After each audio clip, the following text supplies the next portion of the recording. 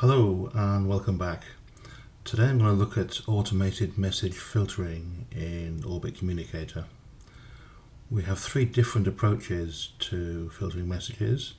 The first of which I'm going to look at is spam. So if I click on an email message that I want to mark as spam and click on the spam button, I have a number of options, but if I just click on the default continue for the moment, that has removed the message from new and moved it across to the spam folder.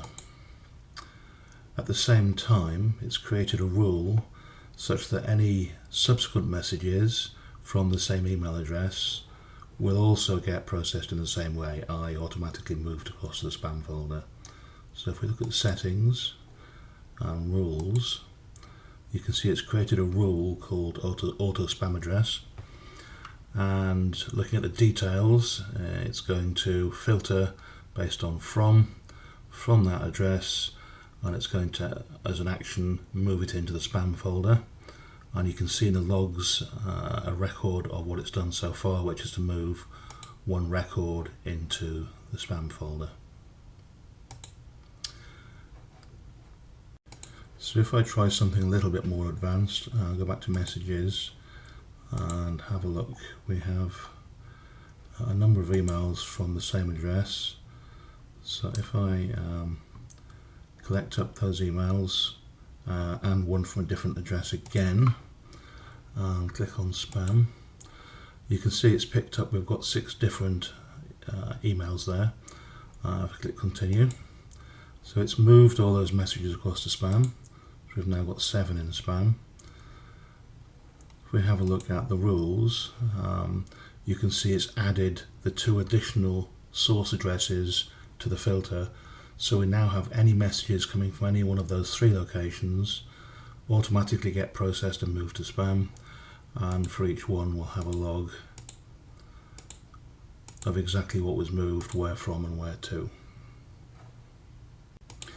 If we decide we've made a mistake there, we can edit the rule and take out the Netflix, for example, and save it again. So we now have just the DMARC and hostmaster addresses.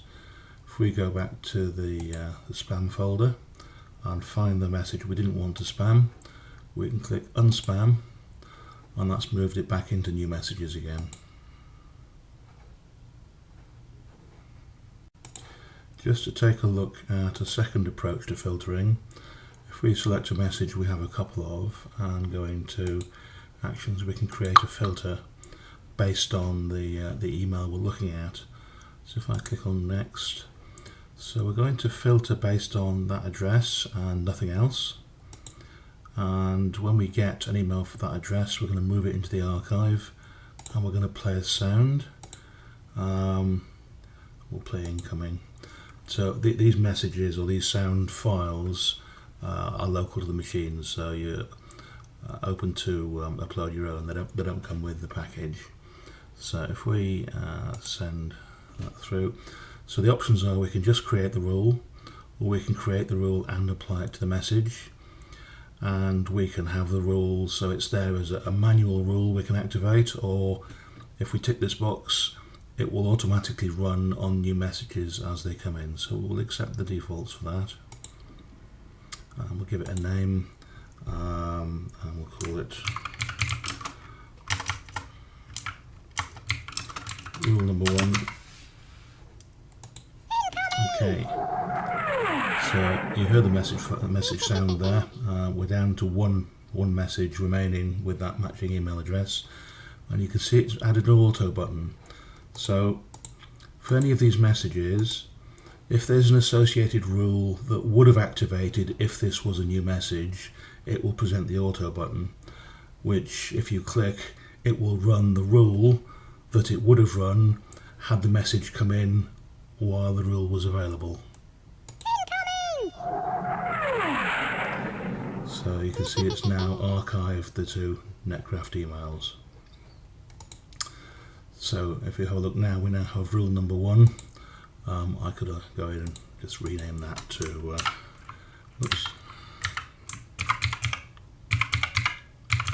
Netcraft. Okay, So as you can see, we've got a log entry for everything that it does, so hopefully this can all be tracked if you ever lose any emails or are not sure what exactly has happened. The third approach I'm going to look at is to create rules directly from the rules section. So if we have a look at messages, I have a number of messages that begin with FWD, so I'm going to try and set up a rule to move those to the archive folder. So if I add a rule, call this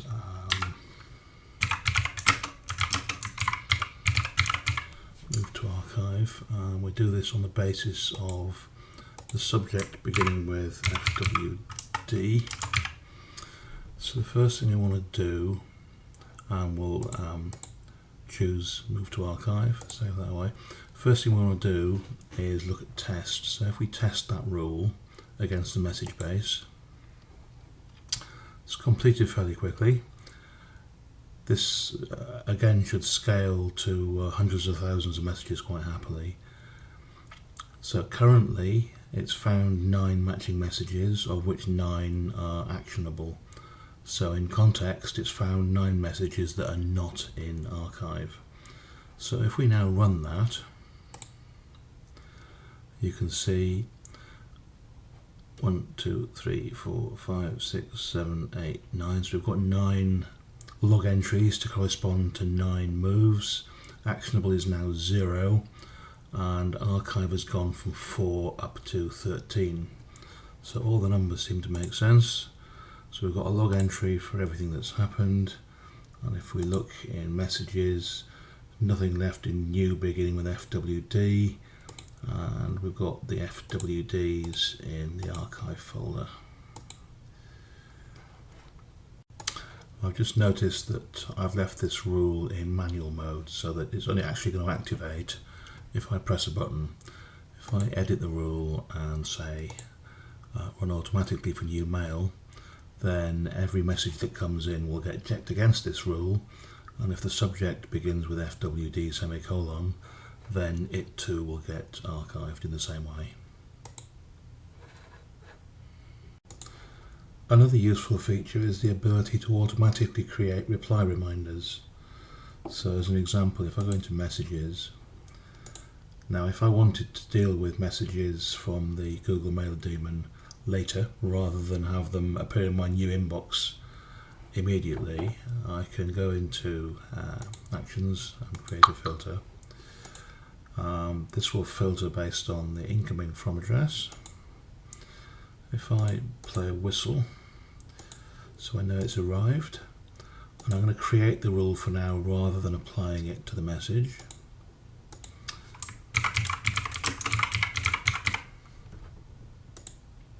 So we've got a button here that's appeared to indicate we have a new rule that would apply to this message that we could click on to apply the message. But for a moment, if I go back into settings and look at the rule we just created and edit that rule, and go into reply reminder and set a reply reminder for 2 hours and save that. So when a new message comes in and the from address matches mailerdaemon@googlemail.com, it'll play a whistle. It will add a reply reminder for 2 hours, and that will implicitly move it into the pending folder. So if we go back into messages, so if we now activate that rule, there's the whistle, there's the message in pending. If we have a look in the sidebar, it's created a scheduled entry for the reply reminder, and if we go into the calendar, you'll see we have it in there as well in reminders. So if we go back into messages, so to clear reply reminders, we can either reply to the message, or alternatively we can click on here and complete, and that's removed it from pending and moved it into archive. And if we look at the archive message, which is down here somewhere, then we can see it's removed the reply reminder tag. And if we go back into our settings and have a look at the rule, you can see the reminder rule getting set, the sound file getting played, and the message getting moved in the logs.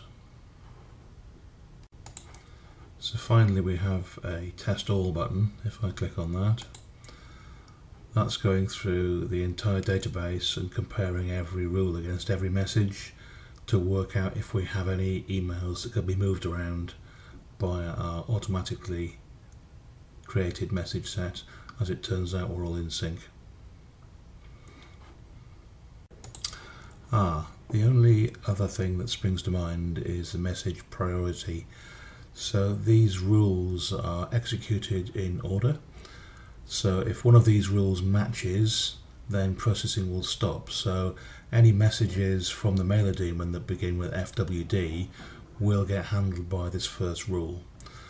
If you wanted the subject FWD to override the mailer daemon from address, then you'd need to reverse the priority of those rules.